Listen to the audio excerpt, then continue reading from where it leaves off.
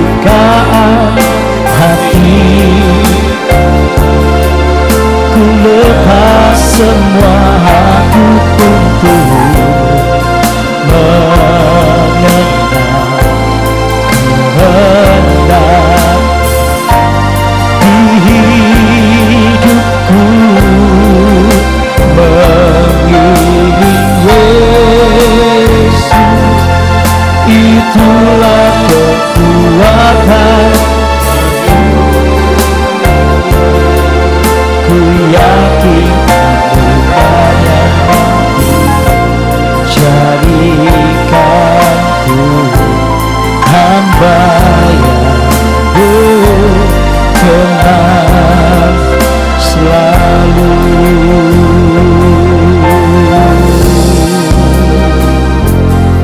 Terima kasih Tuhan. Kami menaikkan syukur kami kepadamu ya Tuhan untuk segala berkat kasih dalam kehidupan kami. Tak henti-henti kami melihat anugerah Tuhan dinyatakan. Dari satu anugerah ke anugerah yang lain, setiap langkah perjalanan hidup Tuhan pelihara. Lebih dari apa yang bisa kami doakan dan pikirkan, Tuhan mencukupkan. Bahkan Kau sudah rela meninggalkan surga yang mulia datang ke dalam dunia penuh dengan dosa untuk merengkuh hidup kami kembali. Yang sebenarnya tidak layak di hadapan Tuhan. Tidak ada satu hal pun yang baik. Kami seringkali memikirkan apa yang kami pikir baik dalam hidup kami. Kami seringkali mengabaikan kehadiran-Mu ya Tuhan. Tetapi Tuhan tidak pernah abai atas kami. Tuhan tetap berlari mendatangi kami kembali dan membawa kami kembali ke dalam pelukan-Mu ya Tuhan. Di dalam Engkaulah kami menemukan keamanan yang sejati. Kalau kami diterima, kami berharga bukan karena apa yang bisa kami kerjakan dan lakukan, tapi semata karena kasih Tuhan yang mau datang menyelamatkan kami. Terima kasih Tuhan karena di dalam Engkau kami tidak hanya menemukan kepastian akan kehidupan kelak setelah kami meninggalkan dunia ini, tetapi kami juga mendapatkan arti hidup yang sejati. Kami rindu Tuhan Engkau berfirman atas kami, firman yang hidup itu yang sudah hadir dalam hati kami dinyatakan sekali lagi supaya kami mengerti apa yang harus kami kerjakan di tengah-tengah dunia yang singkat dan sangat cepat bergerak ini Tuhan. Kami mohon hamba-Mu yang sangat terbatas dan berdosa, memohon anugerah Tuhan memampukan dia menyampaikan isi hati Tuhan berdasarkan kebenaran kitab suci, dan kami semua yang mendengarkannya. Kiranya Allah Roh Kudus bekerja melampaui kata-kata hamba-Mu ya Tuhan. Sehingga di dalam setiap firman yang kami dengarkan dan renungkan itu boleh menjadi rema yang sungguh-sungguh mengubahkan hidup kami dan membawa kami dalam sebuah kepastian di dalam perjalanan hidup di dunia ini. Terima kasih Tuhan, berfirmanlah atas kami. Kami siap mendengarkannya demi nama Kristus Tuhan, firman yang hidup, Gembala yang baik Tuhan dan Juru Selamat manusia satu-satunya. Kami sudah berdoa dan memohon. Amin, amin, amin. Silakan duduk Bapak Ibu sekalian, shalom buat kita, salam sejahtera. Dan oke, ada Cifang-Fang di sana. Oke, ini kayaknya yang gak liburan nih hari ini ya. Atau mungkin liburan ada di Zoom ya.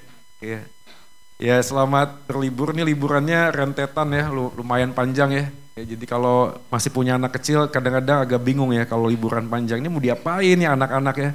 Mau dimasukin freezer ya susah ya, mau dikantongin gak bisa ya.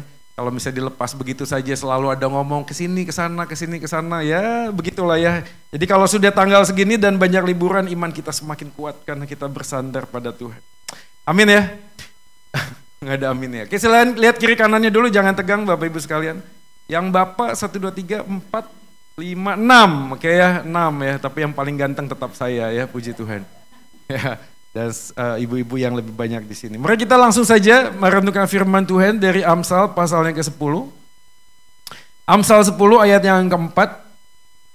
Ayat yang keempat sampai dengan ayat yang ke-6. Tema kita adalah Injil dan hikmat di dalam mengelola berkat Tuhan. Amsal 10 ayat 4-6 saya akan bacakan buat kita. Tangan yang lamban membuat miskin, tetapi tangan orang rajin menjadikan kaya. Siapa mengumpulkan pada musim panas ia berakal budi, siapa tidur pada waktu panen membuat malu. Berkat ada di atas kepala orang benar, tetapi mulut orang fasik menyembunyikan kelaliman. Demikianlah firman Tuhan, kita berbahagia kalau kita menjadi pelaku firman dalam hidup kita hari lepas hari. Nah temanya ini adalah Injil dan hikmat ya. Terus sekalian saya percaya bahwa Injil itu adalah bukan hanya sekedar kita percaya Yesus itu mati menebus dosa kita, lalu dia bangkit naik ke surga, sebuah fakta yang sebenarnya menjadi sebuah landasan dan fondasi kehidupan orang Kristen. Of course, kita percaya bahwa kita hari ini ada Karena Tuhan Yesus sudah mati menebus dosa kita. Tapi waktu kita ngomong tentang Injil ini tidak hanya sekedar berhenti tentang keyakinan, kepercayaan tentang siapa Yesus di dalam hidup kita, bukan. Karena saya sering kali ketemu dengan banyak orang Kristen yang hari ini ngomong begini, selama ada Yesus semua beres. Ya, beberapa waktu yang lalu ada sebuah lagu yang dinyanyikan, selama ada Yesus semuanya beres. Apakah demikian saudara sekalian? Apakah selama ada Yesus semuanya beres? Mungkin kalimat ini perlu difikirkan ulang ya, karena waktu kita ngomong selama ada Yesus tuh Yesus yang seperti apa? Yesus yang bagaimana? Yesus apa yang kita pikirkan? Atau istilah kata beres tuh apa ya? Saya ketemu dengan satu orang ngomong begini, selama saya membesarkan anak-anak saya tidak pernah ke rumah sakit. Keren ya. Jadi selama anak-anak saya sakit saya selalu berdoa dalam nama Yesus dan pasti sembuh saudara sekalian. Suatu kali anaknya sakit ya, lalu kemudian istrinya ini mendoakan anaknya, kemudian papanya ngomong ini gak bisa, ini harus dibawa ke dokter. Lalu istrinya mengatakan gak perlu dokter. Selama kita percaya Yesus adalah tabib yang ajaib, dia mampu menyembuhkan. Ingat, Alkitab mengatakan yang lumpuh berjalan, yang buta melihat kembali, ya, yang kemudian tidak bisa ngomong, ya, yang mati dibangkitkan. Yesus adalah tabib yang ajaib. Lalu anak ini tidak dibawa ke dokter. Dan menariknya adalah ini peristiwa yang sangat tragis, anak ini kemudian meninggal dunia. Ya, karena terlambat dibawa ke rumah sakit. Jadi ada orang yang punya pemahaman selama ada Yesus semuanya beres. Waktu kita ngomong tentang selama ada Yesus juga jadi pergumulan buat kita. Karena waktu kita ngomong tentang pekerjaan dan mengelola berkat, kita mulai berpikir selama ada Yesus artinya apa selama ada Yesus? Apakah waktu kita tidak bekerja dan kita berdoa, apa yang kita tidak pernah pikirkan itu pasti akan Tuhan berikan dengan cara yang mujizat? Ya, Anda tahu ya, ada banyak orang yang mengklaim bahwa selama bangsa Israel berjalan di padang gurun, mereka tidak pernah menanam menabur, tapi Tuhan memelihara mereka. Ada mana dari sorga yang turun dari langit. Lalu sampai dengan saat ini Tuhan akan melakukan hal yang sama. Apakah dengan demikian kita kemudian mengatakan semua ada Yesus maka semuanya beres sekalian? Saya pikir ini adalah sebuah salah kaprah. Ya, ada orang yang memikirkan bahwa selama ada Yesus kemudian kita tidak punya hikmat. Ya, beberapa waktu yang lalu kita tahu ya, istri saya nih hadir di sini ya. Dia sakit sudah ya. Waktu dia sakit, wah banyak orang kasih banyak masukan ya. Makan ini, makan itu, nggak boleh makan ini, nggak boleh makan itu. Ke dokter A, ke dokter B, ke sini, ke sana dan lain sebagainya. Semuanya itu baik sudah. Kita bukan tidak berdoa. Tapi waktu kita memilih yang baik, yang terbaik dari semua yang baik, nggak gampang loh. Betul nggak sih? Kita tahu, kita sadar bahwa kita punya Yesus. Yesus memiliki hidup kita. Kita hari ini hidup bukan karena kita itu bisa mampu melakukannya. Bukan, semua karena anugerah Tuhan. Betul ya? Tapi apakah anugerah Tuhan di dalam hidup kita itu kemudian meniadakan hikmat sudah? Enggak sih. Harusnya pada waktu kita sudah terima Yesus, kita lebih banyak bersandar minta Tuhan kasih kita hikmat. Maka saya tetap yakin dan percaya bahwa ada banyak elemen lain yang Tuhan pakai untuk bisa membuat kita itu bertumbuh di dalam iman kita kepada Tuhan. Saya yakin kita masih tetap datang ke dokter, masih tetap sekolah, masih tetap bekerja untuk kita bisa mengelola berkat. Karena berkat bukan cuma duit. Betul gak sih? Berkat bukan cuma duit, bukan cuma materi. Berkat itu terkait dengan banyak hal yang Tuhan berikan pada kita. Tapi kan ini ironisnya. Ironisnya adalah kita selalu melihat berkat itu sesuatu hal yang luar biasa. Ya, sesuatu hal yang kita anggap tuh di luar batas apa yang kita bisa pikirkan. Jadi gak aneh kalau banyak orang Kristen, kalau doa, makan, itu kalau makanannya menunya ada nasi dan kue tiaunya. Kalau nggak ada sioba, ada siokenya. Betul ya? Kalau kita makan sandwich, kita doa nggak? Ya, makan sandwich doa nggak? Atau makan roti tawar doa nggak? Atau makan jus atau makan apa ya? Pokoknya jajan-jajan di luar sana gitu, kira-kira kita doa nggak?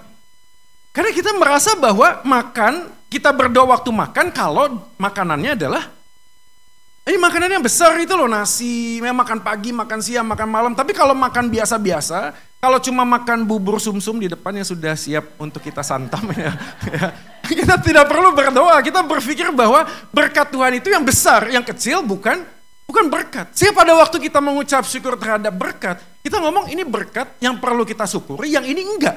Sadar atau tidak dalam pikiran kita, berkat itu terkait dengan bagian ini berkat. Termasuk apa? Termasuk cuan, termasuk duit, termasuk dolar, ya. Itu semua berkat, tapi hal-hal yang kecil kita anggap bukan berkat. Padahal berkat terkait dengan banyak hal, termasuk hari ini kita ada di sini, betul nggak sih?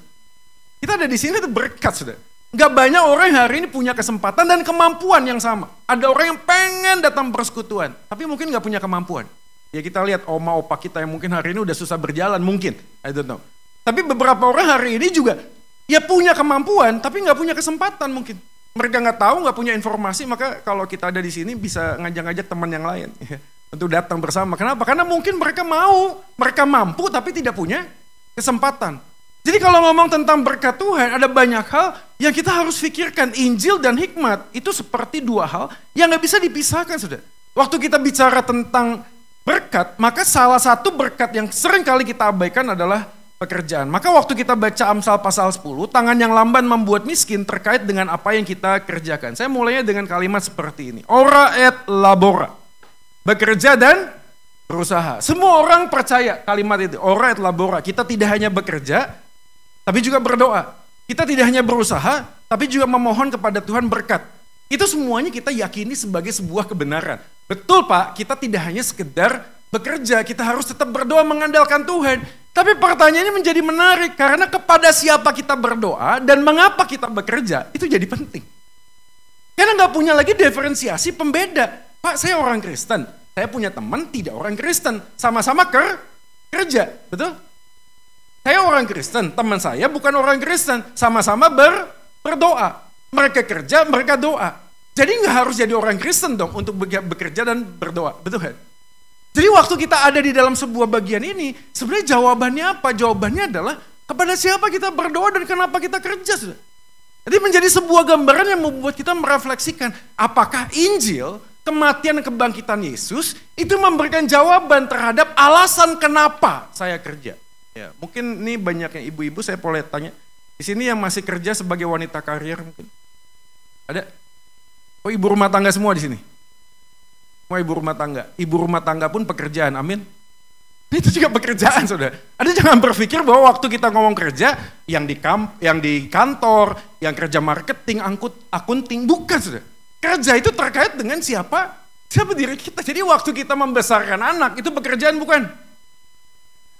Oh bukan, itu pelayanan katanya. Sama saja, saudara, karena pelayanan itu dikerjakan. Ya kadang-kadang kita bersembunyi di balik sebuah kata pelayanan, enggak. Pelayanan dengan pekerjaan itu satu bagian yang sama. Kenapa? Karena kita tidak menaruh dua kaki di tempat yang berbeda. Enggak loh. Kita melihat segala sesuatu aspek kehidupan dengan kacamata Injil, betul gak sih? Jadi pekerjaan dan pelayanan sama. Kenapa? Karena dua-duanya yang kita kerjakan. Ada mandat budaya yang Tuhan karuniakan kepada kita waktu kita diciptakan oleh Tuhan. Pada saat yang sama kita bekerja. Tapi setelah jatuh dalam dosa, ini menariknya, kita shifting. Waktu kita ngomong tentang kerja, mengapa saya bekerjanya? Nggak kejawab. Kenapa kita kerja? Macam-macam. Ya, karena kebutuhan lah, karena masih punya banyak waktu lah. Ya daripada bosen nganggur ya, gabut-gabut ya gua kerja deh apa yang bisa dikerjain gitu ya. Ada orang begitu loh. Ada orang ngomong, Pak saya udah nggak butuh duitnya Pak, saya udah banyak tabungan. Lalu kenapa kerja? Ya ngapain bosen Pak di rumah Pak. Gak ada apa-apa ya, diajak ngomong sama suami berantem terus ya. Ngajak ngomong sama dogi juga doginya gak bisa jawab ya. Ngeliatin ikan terus ya, bersihin rumah. Males Pak, daripada males di rumah lebih baik kerja. Jadi ada banyak alasan. Jadi waktu ngomong tentang pekerjaan, ibu-ibu sekalian apa yang Anda kerjakan di rumah adalah sebuah bentuk pekerjaan. Jadi kalau kita ngomong tentang pekerjaan, sebenarnya apa yang Tuhan inginkan untuk kita lakukan ini dia bagian yang pertama yang kita dapatkan. Hikmat mengelola berkat adalah mengetahui bagaimana kita memperoleh berkat. Ayat yang keempat ada kalimat yang bagus sekali. Dia mengatakan demikian saudara. Tangan yang lamban membuat miskin. Oke? Tangan orang rajin menjadikan kaya. Coba kita baca poin ini pelan-pelan ya. Tangan yang lamban membuat miskin. Ada nggak orang yang tangannya lamban tapi kaya? Ada? Ada, kalau bapaknya Raffi Ahmad. Ya itu cipung sama itu nggak usah kerja rajin-rajin, kaya nggak? Kaya. Jadi faktanya adalah ada tangan orang yang lambat tapi tetap bisa kaya. Menariknya, tangan orang rajin menjadikan kaya. Saya tanya, ada nggak orang yang rajin tetap miskin? Ada? Banyak saudara, banyak. Kita kalau keliling ada orang yang kerjanya dari pagi subuh-subuh, pulang sampai larut malam, besok pagi-pagi subuh-subuh, pulang larut malam. Kaya? Enggak saudara, ya kalau kita ngomong tentang nominal materi ya, enggak saudara. Semuanya punya waktu yang sama, orang yang bekerja 12 jam, 14 jam, 8 jam, 7 jam, 5 jam, 6 jam. Kita kemudian mengambil sebuah kesimpulan berkat itu bukan ditentukan dari apa yang kita kerjakan. Ada orang loh cuma kerja 4 jam, Anda hari ini ya kalau Anda lihat anak-anak muda, kerjanya ngapain coba? Ngambil laptop, ngapain? Di Starbucks nongkrong, ke Bali nongkrong, ngapain? Cuma buka laptop, trading tuh. Jual Bitcoin lah, beli saham, jual saham. Anda ngomong gak ada yang kaya? Ada yang kaya, coba cek Timothy Ronald tuh, coba cek. Ya, umurnya masih 27-28 hari ini, duitnya wah sabar-sabar, kerjanya apa? Itu ngeliatin layar laptop itu. Ya saya tahu ada banyak hal yang kita mungkin nggak tahu, baca buku, belajar sama ini, itu lain sebagainya, kita nggak tahu. Tapi ada orang hari ini, kalau kita ngomong tentang tangan yang rajin, apakah istilah tangan yang rajin? Apa yang dimaksudkan Amsal? Apakah ini hanya sekedar berkatnya? Apakah ini sekedar karena kekayaan dan bukan, saudara? Karena tangan yang lamban itu dikontraskan dengan tangan yang rajin, diligence. Itu bukan hanya sekedar orang yang kerja keras, persisten, kerja keras. Tapi dia juga menemukan apa yang dia kerjakan pada waktu yang tepat. The right time, the right work. Orang yang mengerjakan sesuatu yang dikerjakannya seperti apa yang Tuhan sudah percayakan kepada dia. Jadi ada orang yang mengerjakan terus ya, kerja keras, tapi talentanya bukan di situ. Maka orang seperti ini gak akan mendapatkan hasilnya. Jadi pada waktu kita ngomong tentang bagian ini, tangan yang lamban itu bicara tentang identitas diri yang punya kepekaan terhadap panggilan Tuhan dalam hidupnya, dan Tuhan yang sudah memanggil dia mempercayakan kepada dia talenta, kemampuan. Karena waktu kita ngomong tentang kemampuan, itu equal dengan passion. Ada orang hari ini tidak punya passion, Anda tahu kenapa? Karena kemampuannya gitu-gitu aja gitu loh. Makanya Bapak Ibu sekalian, kalau kita ngomong tentang siapa diri kita, kesadarannya adalah begini, saya tahu ada suami yang bisa jaga anak. Saya tahu, tapi itu 1 dari 100. Yang sisanya adalah nggak bisa. Kenapa? Karena Tuhan panggil dia, bukan itu bagiannya. Sekali lagi ya, saya bukan ngomong terus suami-suami tidak mendidik anak, bukan. Tapi dalam bagiannya ada role, ada peran. Peran itulah menentukan kemampuan yang Tuhan percayakan. Beberapa orang hari ini waktu kerja, minta maaf, waktu itu saya pernah mendampingi satu anak pemuda, kemampuan berbahasanya tidak baik, kemampuan sosialnya sangat rendah. Setiap kali dia kerja, selalu tidak mendapatkan apa-apa. Anda tahu kenapa? Karena tidak di tempat yang tepat gitu loh. Karena bagian dia waktu ngomong marketing, dia nggak punya kemampuan untuk marketing. Dia lebih bagus di mana? Di belakang meja sebagai akunting. Atau ya mendapatnya. Jadi orang ini sekerja keras apapun, dengan tempat yang tidak tepat seperti yang Tuhan mau, gak akan menghasilkan apa-apa gitu. Gak akan menghasilkan apa. Maka orang yang ngomong tentang lambat dan rajin, ini kaitannya dengan siapa diri, saudara. Ini dia. Pekerjaan bukanlah sekedar usaha untuk mendapat berkat. Tapi pekerjaan itu adalah berkat untuk kita belajar mendapat perkenanan Tuhan. Ketaatan mendahului berkat. Setelah menikah, istrinya dulunya kerja. Setelah menikah, punya anak, lalu ngomong, yang gue masih mau kerja lagi, ini perusahaan masih butuh. Gue masuk deh pekerjaan. Begitu istrinya kerja, tak lama kemudian pernikahannya gonjang-ganjing.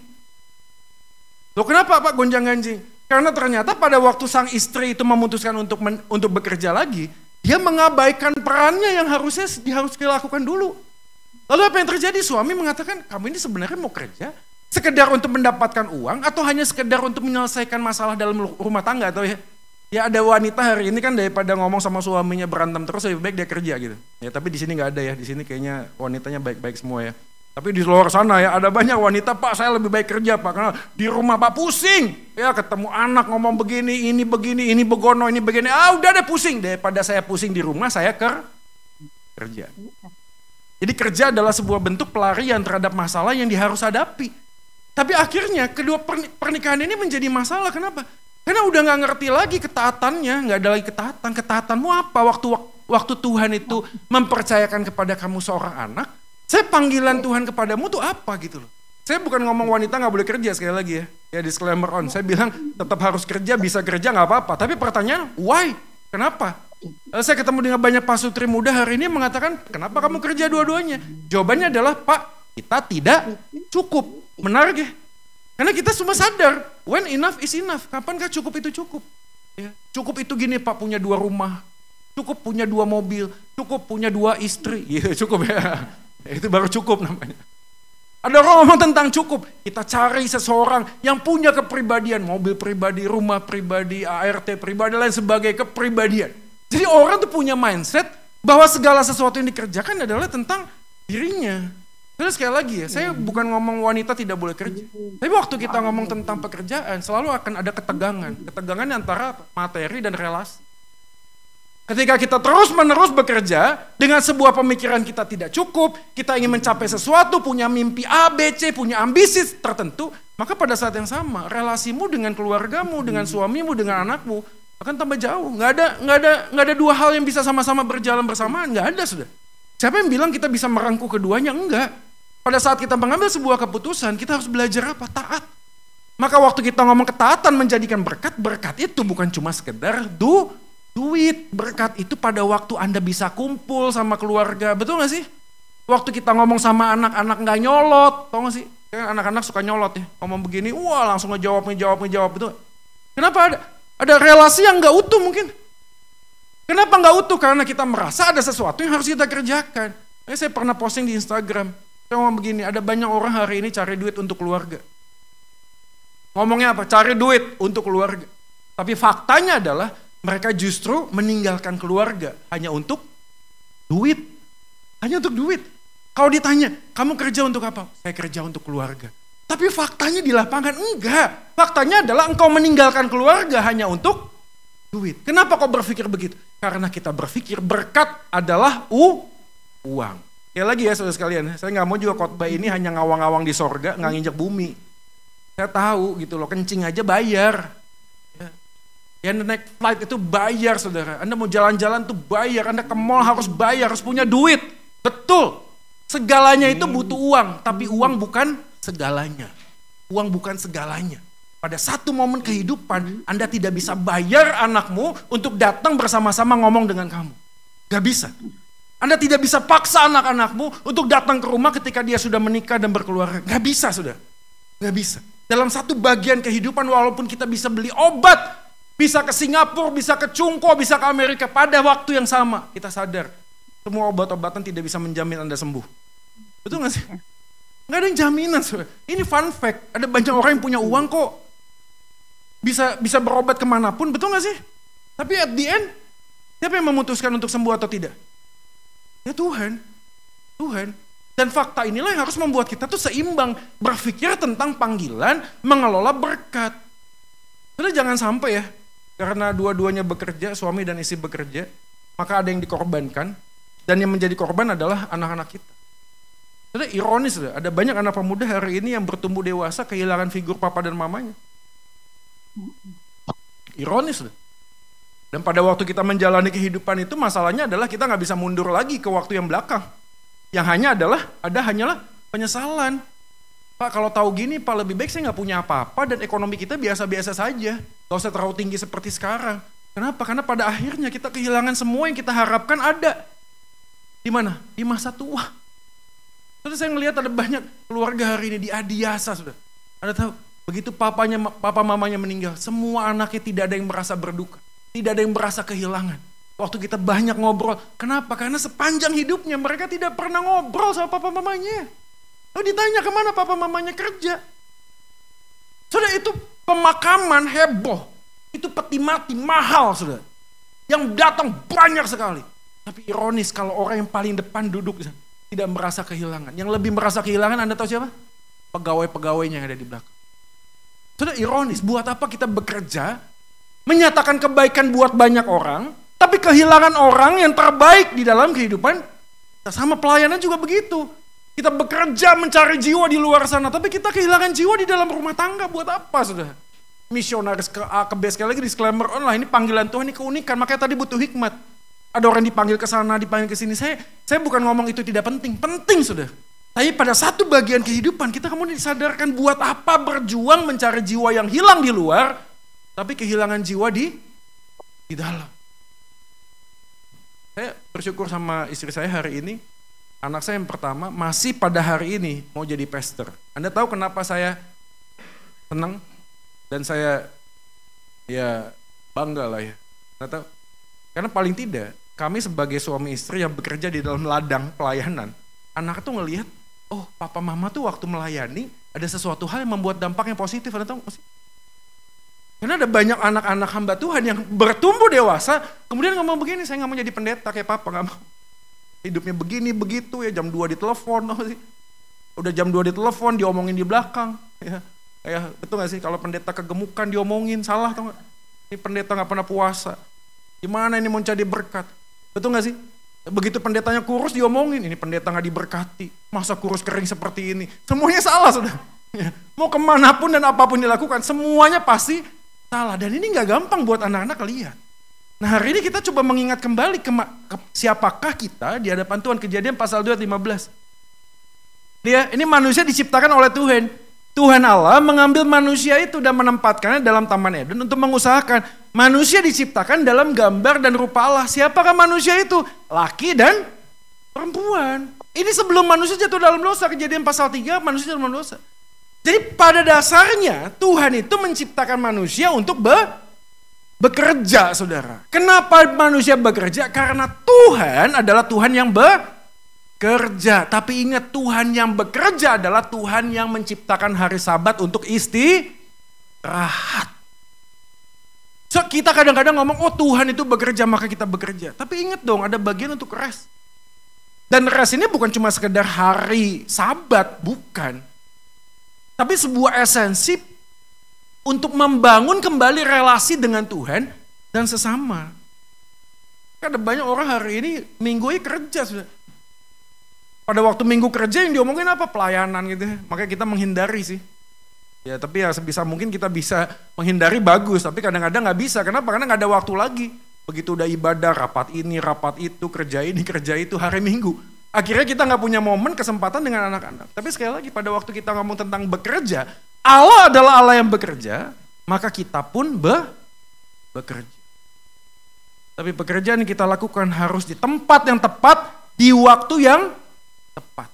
Maka kalau kita lanjut, kenapa kita malas kerja? Ini dia mindsetnya. Yang pertama adalah karena kita berpikir kerja sama dengan berkat. Kalau bekerja harus mendapatkan berkat. Karena kita hanya ingin memperoleh berkat tanpa mau bekerja dengan keras. Satu orang tanya sama saya, Pak Joy tolong dong cariin saya pekerjaan. Oke deh, cari kerja ya. Ini ketemu sama bapak ini. Setelah ngobrol gak lama kemudian ketemu 1-2 minggu saya tanya, gimana kerja sama bapak ini? Saya udah keluar Pak. Loh baru 2 minggu kok udah keluar? Kenapa? Karena ininya kecil Pak. Nah, saya tanya, kamu ini cari kerja apa cari ini? Ini menarik ya. Orang ngomong cari kerja, tapi dia keluar dari kerjaan karena nggak ada. Makanya pertanyaannya cari kerja apa cari duit? Cari duit kan, betul nggak sih? Bukan cari kerja, cari duit. Kamu mau nggak kerja dapat duit? Mau nggak dia?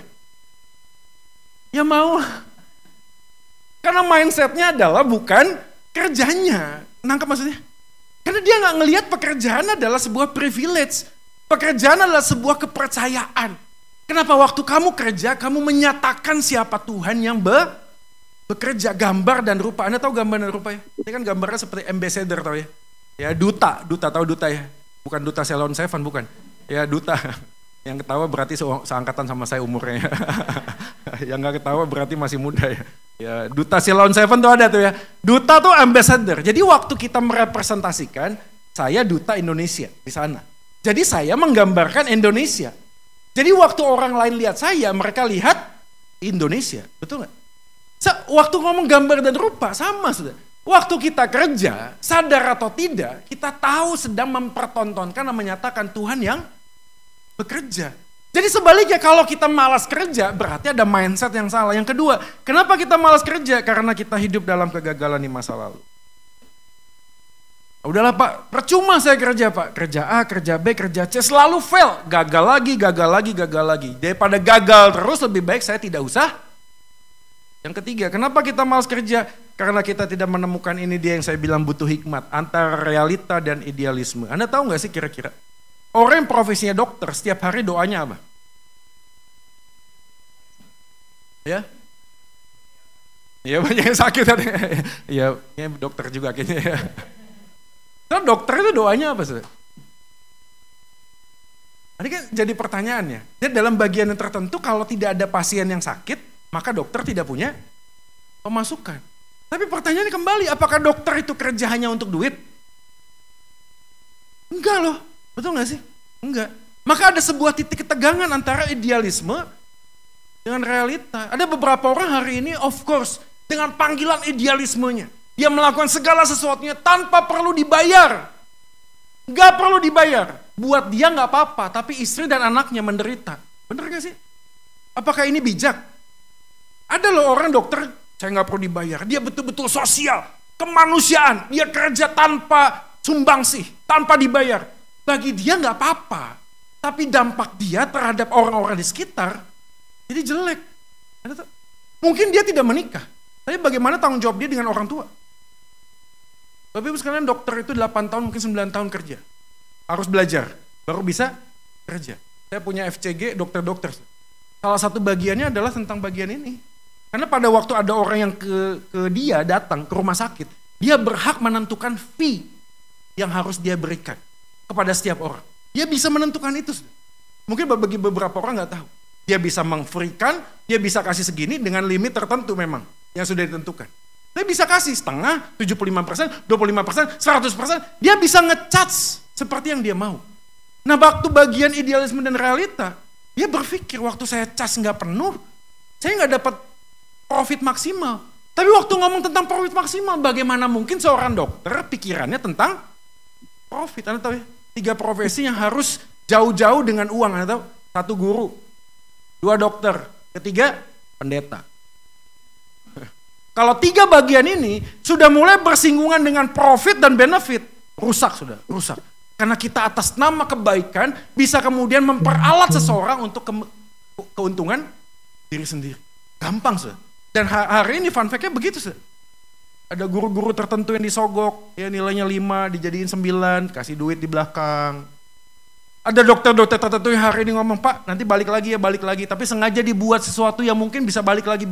Itu semuanya sebuah fun fact, saya bukan ngomong semuanya, ini oknum.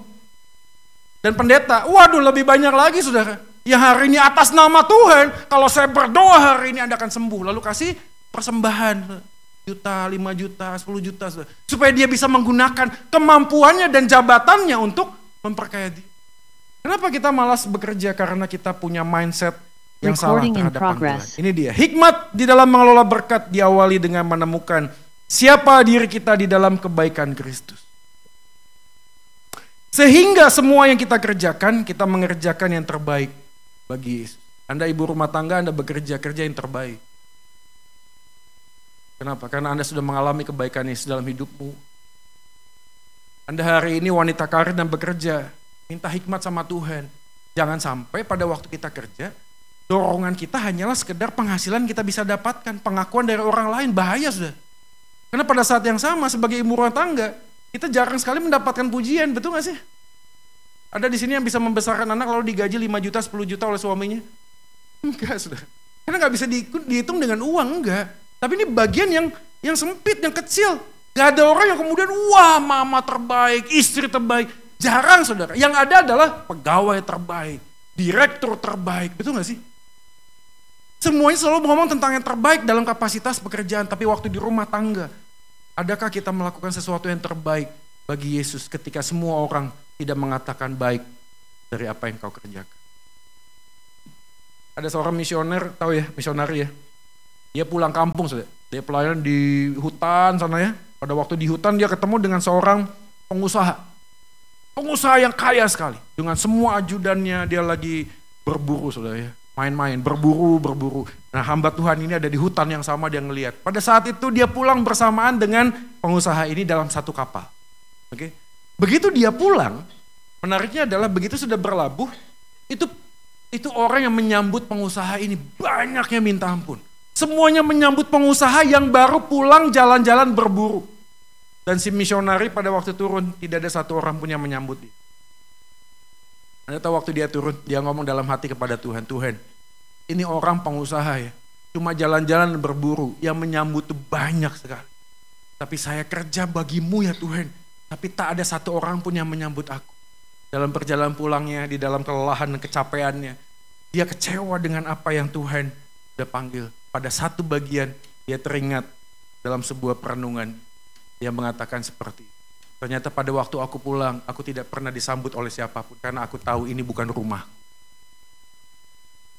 Dan Tuhan mengatakan, aku sudah menyediakan ribuan malaikat untuk menyambutmu pulang ketika engkau menyelesaikan tugas yang aku percayakan kepada.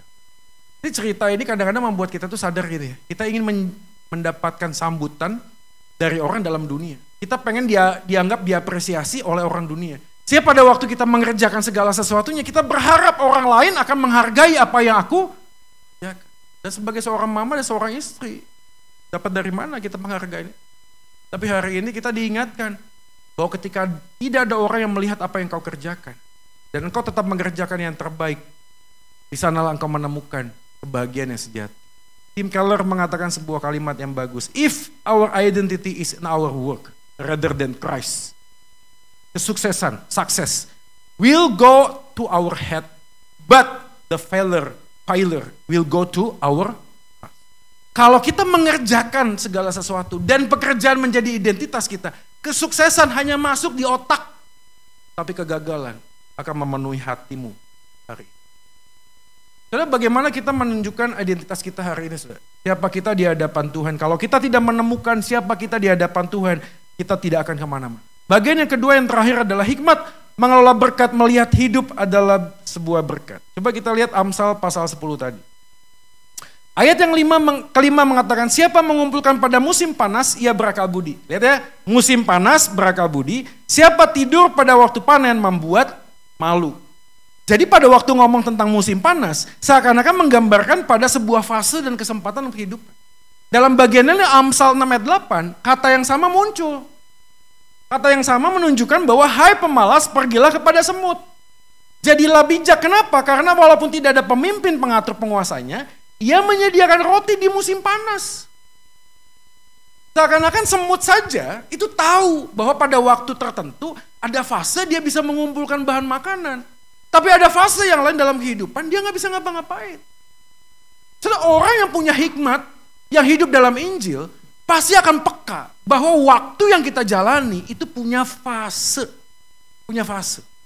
Maka sekali lagi saya juga melihat beberapa orang, saya nggak tahu Bapak Ibu sekalian yang mungkin anak-anaknya sudah menikah. Fase awal mereka pernikahan nggak gampang sudah. Mungkin fase pertama mereka harus bergantung dan memohon bantuan dari orang lain. That's fine, nggak apa-apa. Tapi Anda harus mengatur ritme waktunya. Karena waktu kita punya fase-fase inilah yang membuat kita punya hikmat. Ini dia, next slide. Bahwa waktu ngomong tentang fase kehidupan, Efesus pasal 5 ayat 15, karena itu perhatikanlah dengan seksama bagaimana kamu hidup. Bukan seperti orang bebal, tapi seperti orang ari, pergunakanlah, redeem the time. Redeem the time, tebus waktu, bukan hanya sekedar kronos, Senin, Selasa, Rabu, Kamis, Jumat, Sabtu berjalan begitu saja. Tapi dalam perjalanan waktu itu, Efesus pasal 5 mengatakan, redeem, tebus. Kasih minta kepekaan dari Tuhan, dan lakukan apa yang satu kali tidak akan pernah terjadi lagi. Terus beberapa waktu yang lalu, istri saya kan pergi, gak ada siapa-siapa, saya cuma sama anak saya Caleb, umurnya 6 tahun. Di tempat tidur kita cerita, awalnya baca buku.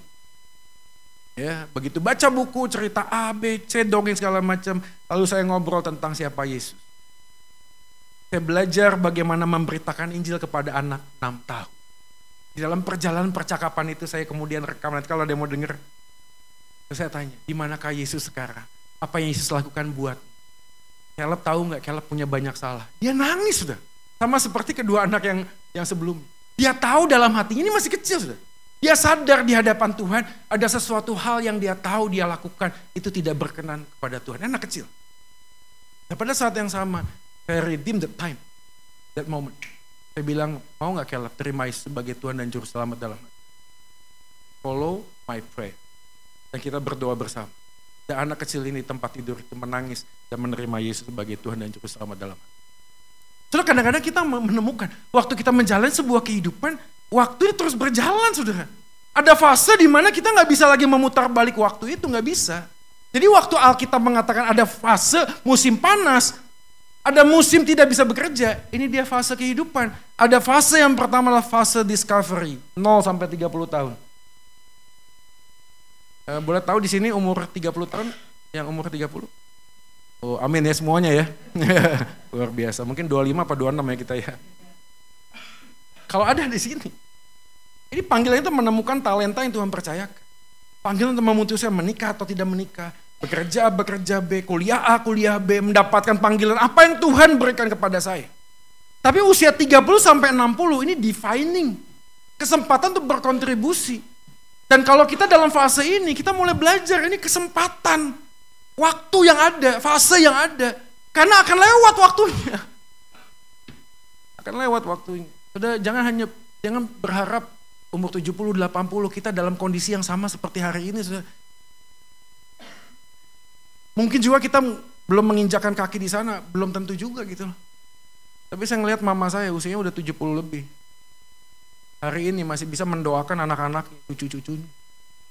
Sudah, gimana kita memahami tentang fase kehidupan? Karena fase yang terakhir adalah fase deepening. Gambaran untuk menyatakan warisan iman.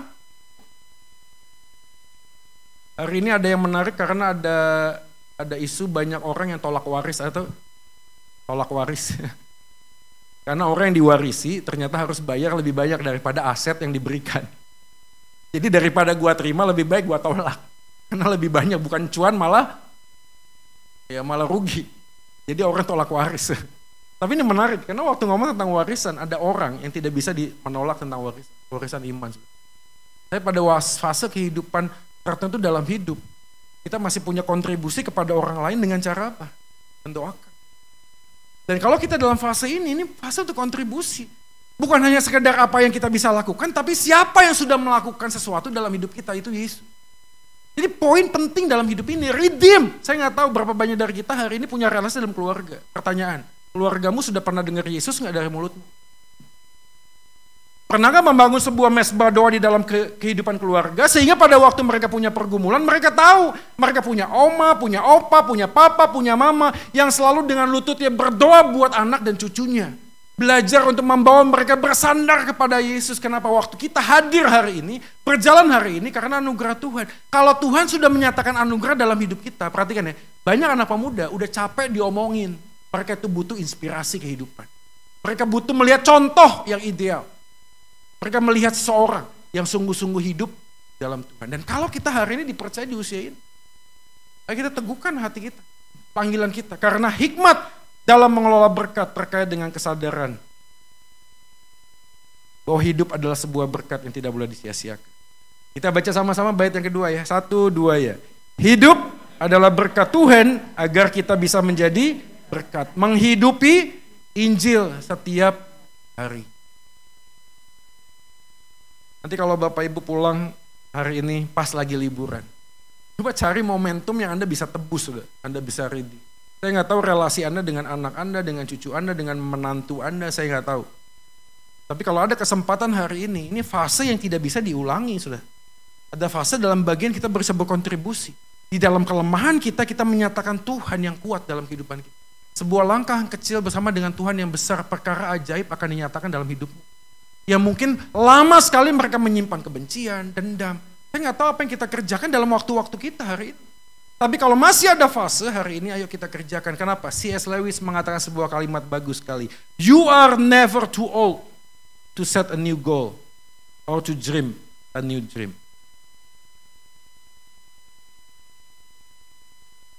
Kalau kita harus melakukan sesuatu dari nol lagi, why not? Ya sudah, mulai. Lakukan apa yang menjadi peran kita sebagai istri, sebagai ibu hari ini. Kerjakan apa yang kita bisa kerjakan hari ini. Dengan kesungguhan hati dan belajar meminta kepada Tuhan untuk hal-hal praktis yang kita bisa lakukan. Ini di foto saja, ada 6 hal. Yang pertama adalah pastikan Anda sudah di dalam Kristus. Setelah Anda sudah dalam Kristus, ambil keputusan yang terbaik dalam hidup. Mencoba untuk melakukan skala prioritas. Kalau apa yang kukerjakan hari ini ternyata akan aku tinggalkan dalam dunia ini tidak punya arti apa-apa. Why? What for? Buat apa sudah? Jadi mulai skalakan prioritas, waktu kita terbatas. Fase kehidupan akan terus berjalan, kita tidak bisa lagi kuat seperti masa lalu. Dan hari ini kita ambil keputusan. Yang ketiga adalah keyakinan. Meyakini bahwa alasan di balik keputusan itu, walaupun konsekuensinya besar, saya akan jalani. Keyakinan. Kalau Anda melakukan sebuah keputusan tanpa keyakinan, gak lama kemudian pasti Anda akan merotoli. Anda akan mundur karena berpikir, jangan-jangan salah ya. Jangan-jangan salah. Harusnya gak begini, harusnya gak begini. Yang keempat adalah konsekuensi dari apa yang kita nyatakan. Keberanian untuk berkorban. Atau kalau Anda melakukan karena kasih kepada Yesus dan Yesus sudah mengasihi Anda, tidak ada kasih tanpa penyangkalan diri. Maka dalam satu bagian akan diperhadapkan dengan sebuah keputusan. Apakah aku akan menyenangkan hatiku, aku akan menyenangkan hati Tuhan. Kalau aku mengambil keputusan menyenangkan hati Tuhanku, maka Tuhan memanggil Anda untuk memikul salib dan menyangkal diri. Yang kelima adalah komitmen. Proses tidak akan mengkhianati hasil, dan terakhir adalah komunitas. Saudara, perjalanan panjang itu nggak mungkin bisa dikerjakan sendiri. Kalau kamu ingin berlari cepat, lari sendiri. Tapi kalau ingin berlari maraton, berlarilah bersama. Saudara, Anda bersyukur punya oikos di tempat ini. Ada Om Yohanes, ada Tante Linda di sini. Ada beberapa rekan lain hari ini yang membuka hati, ruang, tempat untuk apa? Berjalan bersama, sudah. Ini perjalanan yang panjang. Yang panjang. Dan pada waktu kita sadar bahwa kita dipanggil untuk berjalan bersama, maka apa yang kita kerjakan akan membawa damai sejahtera buat kita. Yang terakhir ini ada beberapa orang, tapi ini menarik ya. Anda tahu Picasso? Picasso membuat 1885 lukisan, tapi terkenal hanya 30. Kalau dihitung secara persentase cuma 1,5%. Elvis Presley, terkenal ya? Ada yang tahu Elvis Presley? Tahu ya, berarti kita seumuran semua ya. Merekam 710 lagu, tapi hanya 40 lagu yang terkenal. Cuma 5,6%. Thomas Alva Edison melakukan 1000 lebih penelitian. Tapi yang dia dikenal 0,09%. Ini menunjukkan apa sih? Semua kerja keras, walaupun kita tidak dikenal oleh orang lain. Selama Tuhan melihat hati kita dan hidup kita. Itu membuat kita bahagia. Kenapa? Karena kita bukan dikenal oleh orang, tapi dikenal oleh Tuhan. Saya akan mengakhirinya dengan kisah seorang anak yang pemain musik. Anda tahu, masih ingat? Semoga ini menjadi reminder buat kita, tapi kisah ini menarik ya, karena keluarga ini hanya tinggal berdua, mama dengan ibunya. Mama sama anaknya. Keluarganya miskin, mamanya cuma bisa cuci baju buat tetangga. Suatu kali anaknya pulang bawa pianika rusak. Ingat ceritanya? Pencet. Mamanya lihat, loh kok kamu bisa? Siapa yang ngajarin? Belajar sendiri mah. Lalu anaknya ngelihat, kayaknya Tuhan ngasih talenta sama anaknya. Lalu mamanya ambil keputusan, kerja keras. Supaya punya duit lebih banyak, bawa anak ini cari guru les. Benar sudah? Gak lama kemudian, setiap kali guru lesnya mengajar anak ini, guru lesnya geleng-geleng kepala mengatakan, ini anak berbakat, ini anak berbakat. Itu membuat motivasi buat mamanya terus kerja keras, supaya anak ini bisa leveling up. Singkat cerita, dari desa dia pindah ke kota. Dari membuat sebuah konser musik kecil-kecilan. Cuma 10-15 orang, dia menang, sampai dia menjadi terkenal. Dia buat konser tunggal. Tahu ya konser tunggal ya? Dia main sendiri gak ada yang nonton, tunggal katanya. Enggak ya, saya konser tunggal dia main piano banyak penonton. Dan setiap kali sang pianis ini, kecil ini selesai main piano dia baudan. Tapi anak ini gak selalu baudan, tapi dia muter. Setiap kali baudannya pindah sini, di konser yang lain pindah sini. Suatu kali ada seorang jurnalis yang kepo, penasaran. Tanya, nak aku mengikuti kamu sejak kamu belum terkenal. Dan setelah saya terkenal, saya pengen tahu satu pertanyaan yang membuat saya itu kok pengen tahu ya. Kenapa setiap kali kalau ada orang buat konser kan orang tepuk tangan, ya dia begini. Semuanya pada berdiri, ya dia begini. Kenapa kamu muter lalu ke sini, kadang itu ngapain nak? Ngapain? Ada ingat ya kisahnya? Lalu anak ini kemudian mengatakan sambil tersenyum, dia mengatakan, setiap kali orang tepuk tangan setelah saya main piano, ada yang berdiri, yang saya cari adalah di mana mama saya duduk. Kayak dia muter, mamanya di mana? Oh, mamanya di situ. Oh, mamanya di situ dia. Oh, mamanya di situ dia. Kayak dia muter-muter. Lalu dia mengatakan sebuah kalimat yang bagus. Bagi saya, kebahagiaan sejati bukan tepuk tangan banyak orang, tapi hanya cukup tepuk tangan satu orang, siapa? Mama saya. Karena saya tahu saya sampai hari ini ada karena mama saya berkorban buat saya. Kadang-kadang dalam hidup ya, kita ingin bekerja yang terbaik. Anda tahu supaya apa? Supaya banyak orang tepuk tangan. Buat Anda. Tapi pertanyaan sederhana, Tuhan yang di sorga, tepuk tangan gak buat kamu? Buat apa ribuan orang tepuk tangan kalau Tuhan di sorga gak tepuk tangan, buat apa? Karena seringkali yang kita kerjakan, orang lain gak lihat. Gak ada yang tepuk tangan buat kita. Anda tahu siapa yang tepuk tangan? Bapa di sorga. Well done my son. Well done my son. Ketika engkau mengerjakan di tempat yang tersembunyi, tidak ada orang lain yang. Ya Tuhan menolong kita untuk menjalani dan menghidupi Injil dalam kehidupan kita. Mari kita berdoa. Terima kasih Tuhan buat firman hari ini. Tolonglah Tuhan, mampukan kami untuk tidak hanya hidup di dalam Injil-Mu, tapi juga mempunyai hikmat untuk mengelola semua berkat. Berkat bukan hanya materi. Ada berkat kehidupan yang Tuhan percayakan, dan kehidupan yang Tuhan anugerahkan, Engkau sudah tebus dengan darah-Mu yang mahal. Sehingga hidup kami sebagaimana kami ada hari ini seharusnya menjadi berkat buat orang lain. Fase kehidupan yang kami jalani tidak bisa kami putar kembali. Kalau hari ini Tuhan sudah percayakan kami berjalan di usia di atas 30, 40, 50 tahun. Waktu kami sangat terbatas. Tapi kami rindu Tuhan, di dalam keterbatasan hidup kami tetap menyatakan Tuhan yang tidak terbatas. Di dalam kehidupan kami melalui sikap, tingkah laku, perilaku, pekerjaan yang kami lakukan, cara kami mengelola berkat-Mu ya Tuhan, menjadi sebuah etalase kehidupan yang orang lain bisa lihat. Bahwa yang terbaik, yang terutama dalam hidup kami bukanlah apa yang bisa kami miliki, tapi siapa yang sudah memiliki kami, yaitu Yesus. Hingga setiap kali kami menyatakan keputusan, mereka melihat Yesus di dalam kehidupan kami. Terima kasih Tuhan buat segala anugerah dan kebaikan. Kami mengucap syukur di dalam nama Yesus Tuhan kami. Amin.